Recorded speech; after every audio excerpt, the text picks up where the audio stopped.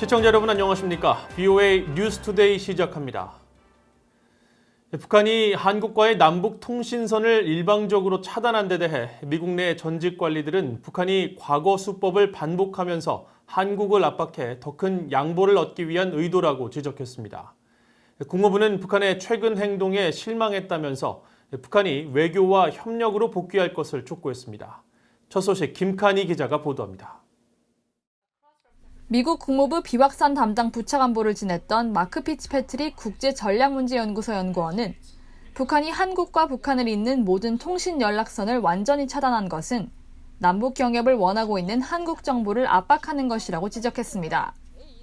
그러면서 이런 압박을 통해 미국과 한국의 동맹 관계에 균열을 내고 한국 정부로부터 더 큰 양보를 얻어내려는 의도라고 분석했습니다. I suppose that if South Korea were to engage in South-North economic cooperation in ways that were beneficial to the Kim regime, then they would resume communications. But they're using this as a form of blackmail to try to get South Korea to make big concessions. 크리스토퍼 힐 전 국무부 동아대차관보는 북한이 한반도의 위기를 가중시키는 과거 각본으로 되돌아가고 있다고 말했습니다.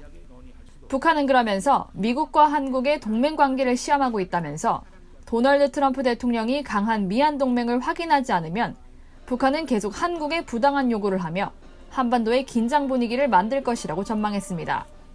The only new element I can see of this is perhaps they're testing the U.S. ROK alliance. In the past, the U.S. has made very clear it stands with the ROK.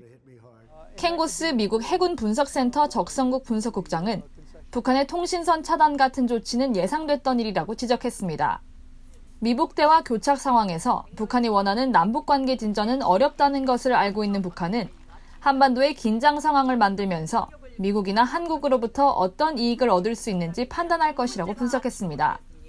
They're going to go into a communication blackout until they figure out what they're going to do with the United States. If the United States begins to engage with North Korea, they will open up the comms again with South Korea.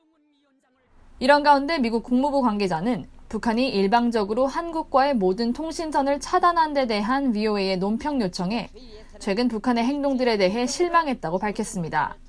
국무부 관계자는 그러면서 미국은 언제나 남북관계의 진전을 지지해왔다고 밝혔습니다. 또 북한은 외교와 협력으로 복귀할 것을 촉구한다면서 미국은 북한과 관여하기 위한 노력과 관련해 동맹인 한국과 계속 긴밀하게 조율하고 있다고 밝혔습니다. VOA 뉴스 김칸입니다.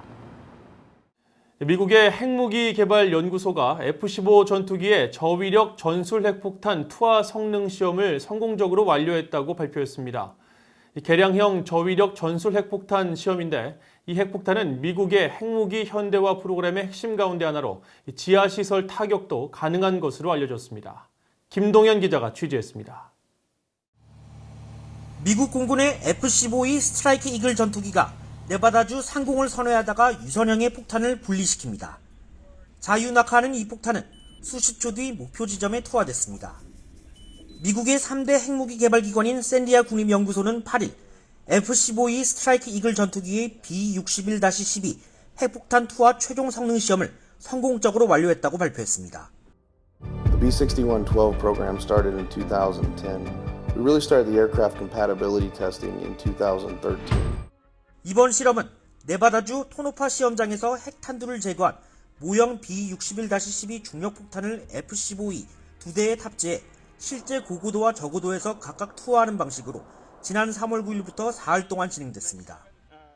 고고도 실험의 경우 해발 약 7.62km 상공에서 모형 B-61-12 중력폭탄을 떨어뜨리는 방식으로 진행했는데 낙하까지 약 55초가 소요됐습니다.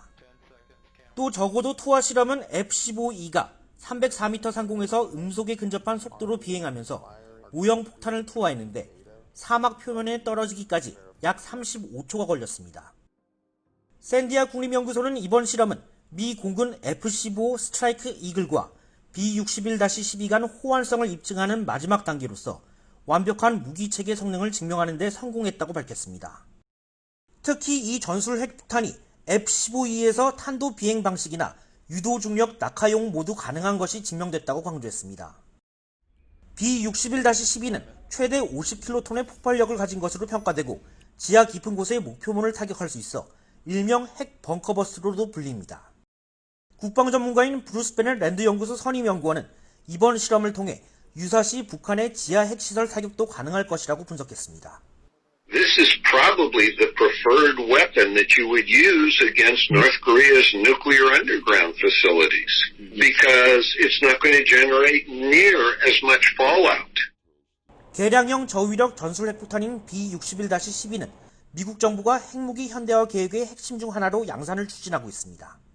샌디아 국립연구소는 향후 B-2 전략폭격기와 5세대 스텔스 전투기인 F-35와의 호환성 투하 실험도 진행할 계획이라고 밝혔습니다. VOA 뉴스 김동현입니다. 한국이 추구해야 할 평화는 적을 달래고 양보해서 얻는 비굴한 평화가 아니라 확실한 안보 태세를 바탕으로 한 당당하고 지속 가능한 평화라고 한국 신원식 국회의원이 밝혔습니다.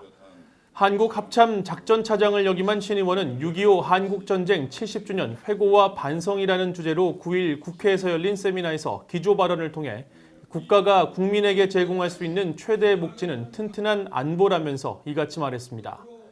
김종인 미래통합당 비상대책위원장도 축사를 통해 전쟁 당시 미군과 함께 목숨을 건 국군 장병들이 없었다면 오늘날 대한민국은 존재할 수 없었다며 6.25 전쟁의 의의를 재평가하는 계기로 삼아야 한다고 지적했습니다.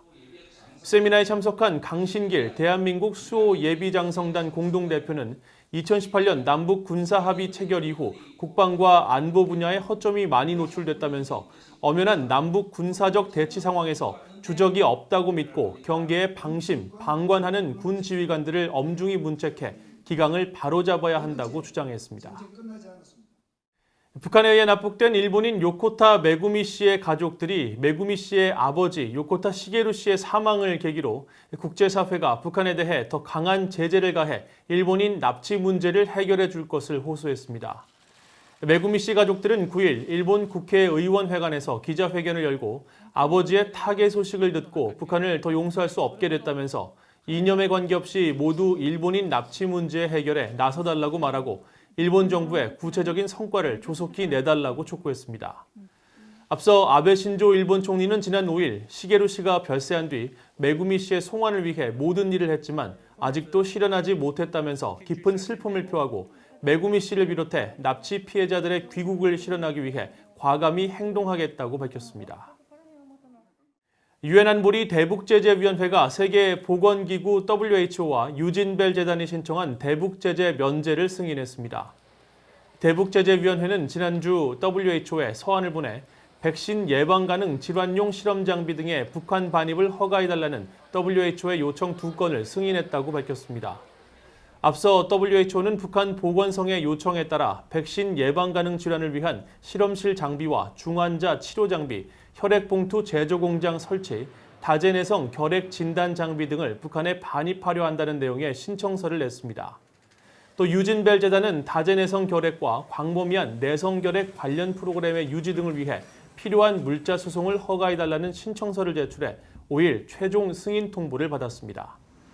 유진벨 재단에 허가된 물품은 환자 치료용 품목 245개와 결핵 초기 진단 장비 등이며 위원회는 신종 코로나 바이러스 사태를 감안해 제재 면제 기간을 6개월에서 1년으로 연장했습니다.